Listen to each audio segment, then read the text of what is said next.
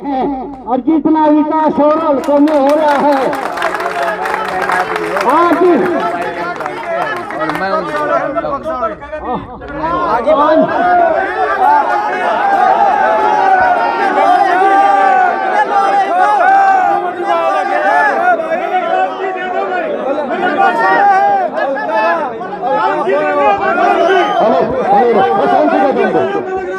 शांति का दान दे साथी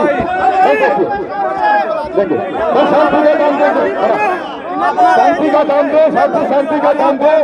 वो काम पार्टी हाईकमान का है, उनका भाई का काम है।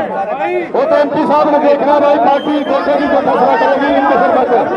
भाई दीपेंद्र जी, भाई दीपेंद्र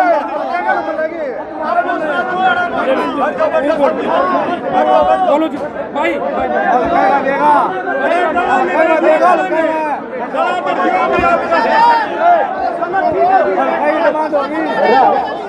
राम राम जी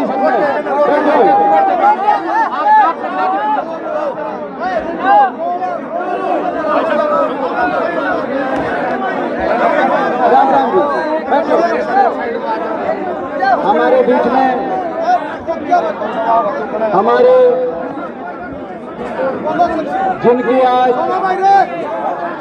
जिनकी आज रिटायरमेंट केक का प्रोग्राम है, जिनका हमारे बहुत ही आदरणीय बैठ जाओ सत्यवान ना कोई बात नहीं, मैं नाम अपने आप बैठ जाओ। हमारे बीच में जिनकी आज रिटायरमेंट का प्रोग्राम है, हमारे सत्यवान हमारे जय किशन आदरणीय जय किशन शर्मा जी, जिनको मैं अपनी तरफ से बहुत बहुत शुभकामनाएं देता हूं। जिन्होंने एक बड़ा लंबा जिनका एक संघर्ष का जीवन रहा, जब वो एम्प्लॉई थे, आज रिटायर हुए हैं, एक नया जीवन उन्होंने शुरुआत करी है और उनको इस नए जीवन में शुभकामनाएं। वो कांग्रेस पार्टी में शामिल हुए हैं, उस बात के लिए उनको बहुत बहुत अपनी तरफ से मैं शुभकामनाएं देता हूं। हमारे सभी बीच में हमारे भाई प्रदीप सांगवान जी, हमारे भाई राजू बुटाना, हमारे भाई जीता हुड्डा जी, हमारे भाई हमारे जो है भाई अपना सत्यवान कौशिक जी, हमारे भाई मुकेश तायल जी, हमारे भाई कर्नल साहब, भाई कुलदीप जी, भाई रविंद्र दोरा जी, भालू जी, इजराज जी, टोनी मोर जी, हमारे कुछ बीच में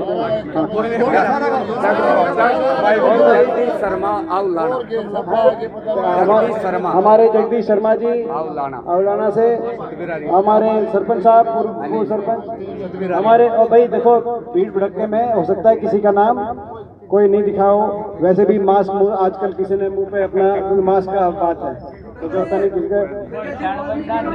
गजय सिंह वाल्मीकि जी, हमारे जगदीश जी, भाई गुड्डू, कमला भावड़ जी और भी हमारे भाई सभी पूरा गांव, क्योंकि ये जो लाना गांव है छत्तीस बिरादरी लगभग हो सकता है भाई जो है भाई 50% गांव को शक्ल से तो मैं पहचानता ही हूँ, तो हो सकता है किसी का भाई नाम आ भी गया हो, किसी का नाम जो है नहीं भी आया हो, मगर आप भी पहचानते हो और मैं भी पहचानता हूँ। लगभग मैं समझता हूँ जो हमारे गांव में आपस में एक बहुत हमारा एक जो है बहुत इस गांव के साथ हमेशा गांव का बहुत आशीर्वाद मिला है और मेरे को भी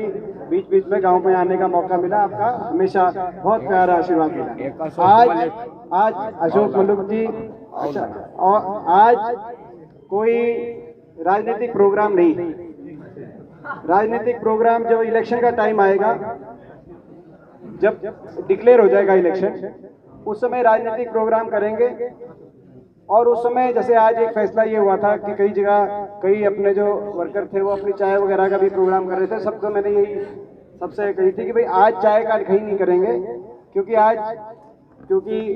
पंडियों ने मेरे से कहा कि जी मैं रिटायर हो रहा हूँ, इतने सारी मेरे जीवन की पूंजी जो मैंने मेहनत करी है मैं आपके साथ शामिल होना चाहता हूँ। मैंने उनकी हाँ भरी थी, मैंने कहा भाई जरूर चलूंगा, जरूर आऊँगा। उनकी भावनाओं का ध्यान रखते हुए बाकी प्रोग्राम आज गांव का कहीं और, बाकी जो कई वर्कर कह रहे थे कि जी अभी चलो, इसके बाद जब इलेक्शन में आएंगे 10 दिन में इलेक्शन डिक्लेयर हो, 15 दिन में, तब पूरा अपना जो है जहाँ जहाँ कहोगे वहाँ चल भी पड़ेंगे। थारी उस दिन थारी छूट होगी। बहुत बढ़िया बात। दूसरी बात, जहाँ तक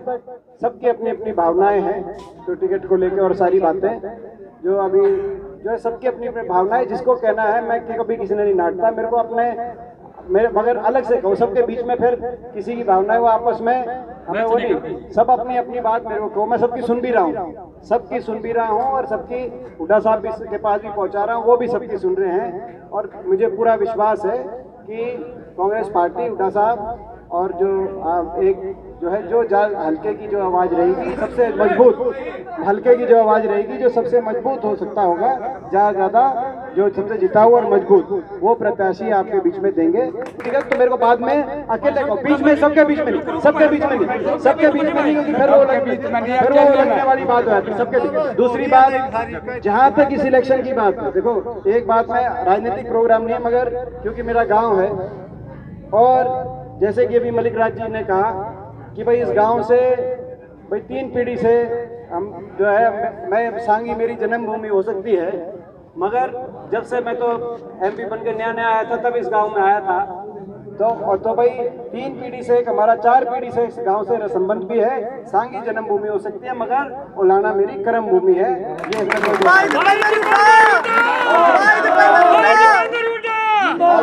बड़ौदा हल्का भी, ये जो इलेक्शन है, ये इलेक्शन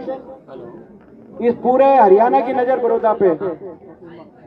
आपको याद होगा रोहतक जब लोकसभा का इलेक्शन था, जब लोकसभा का इलेक्शन हो रहा था आज से लगभग 1.5 साल पहले, तब एक बात आती थी, हम ये कहते थे कि भाई अगर रोहतक सोनीपत की सीट अपनी निकलती तो ये सरकार पलटी जाएगी, हरियाणा की सरकार। आप लोगों ने बड़ा साथ भी दिया, सबने इलेक्शन लड़ा, आपने देखा भी रोहतक में क्या किस तरीके से अकेली सीट थी रोहतक, अकेली सीट थी कि रात को जब सारे देश का रिजल्ट डिक्लेयर दिन में हो गया, आपको पता है मशीन में दिन में रिजल्ट आता है, रोहतक में रात को 4 बजे मिलिट्री को, आर्मी को बुला के रात को 4 बजे उन्हें डिक्लेयर किया। क्या हुआ क्या नहीं मैं उस बारे में नहीं जाता, मगर वो जो लोकसभा का इलेक्शन में थोड़ी सी कसर रहेगी। उसके बाद विधानसभा का रिजल्ट आया, इलेक्शन हुआ,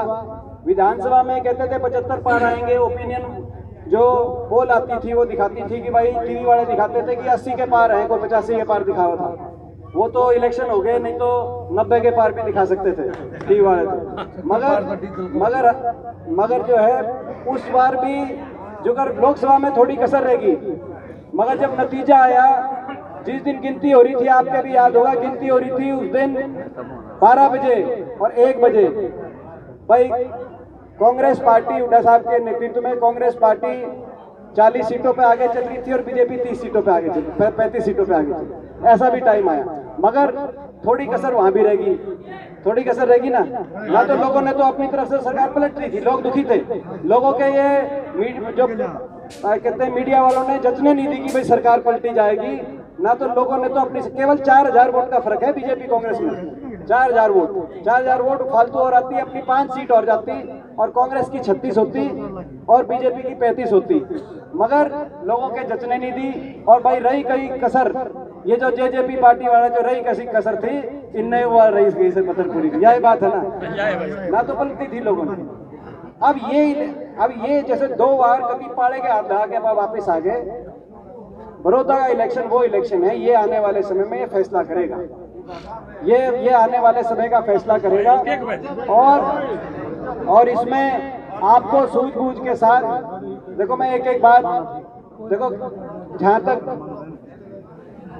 इस सरकार का क्या काम, 6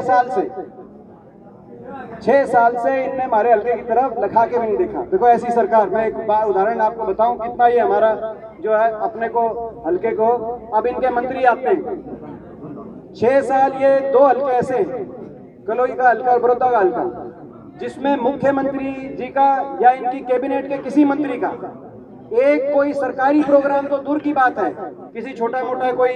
अपना कोई पत्थर रखना हो, सरकारी प्रोग्राम हो, वो तो चलो दूर की बात है, कितने चाय पीने भी नहीं आए। कहीं एक मुख्यमंत्री जी ने एक जगह, हरियाणा छोटा सा प्रदेश है, 90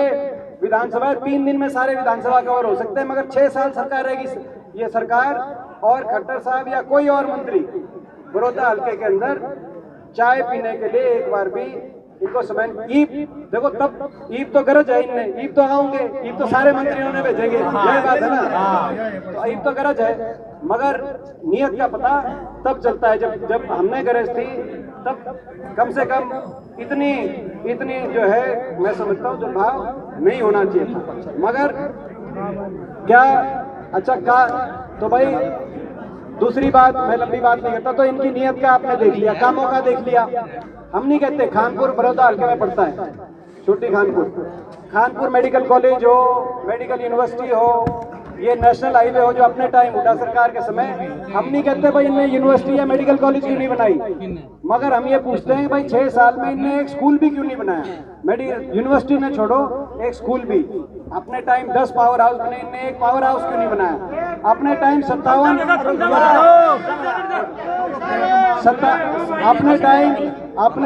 57 सड़कें बनी, जो छोटी सड़कें होती हैं, इनके टाइम एक सड़क क्यों नहीं बनी, हम ये सवाल भी नहीं पूछते। अपने टाइम 15-15 दिन नहर में पानी चला, इनके टाइम पानी के लिए जब गए तो नाट गए, और उसके बाद जब मुख्यमंत्री जी के पास गए, खट्टर साहब के पास, की ड्रेन नंबर 8 में पानी छुटवा दो, तो बोला ये तो गंदा नाला है, इसमें नहर का पानी क्यों कर छोड़ते हैं। बड़ौदा हल्के के सरपंच सारे गए मुख्यमंत्री जी के पास कि जी हमें ग्रांट दे दो, गांव में कोई काम नहीं हो रहा, तो ये क्या जवाब दिया कि भाई वोट तो दी नहीं। और जो इनके मंत्री थे उस समय, धनखड़ साहब अब इनके प्रदेश अध्यक्ष बने हुए हैं पंचायती राज के, बोला भाई वोट तो दी नहीं, ईब ग्रांट मांगन क्यों करागे। तो भाई ईब आओगे इनके मंत्री, तुम भी कहती हो भाई 6 साल काम तो किया नहीं, वोट मांगन क्यों करागे, यही बात है ना।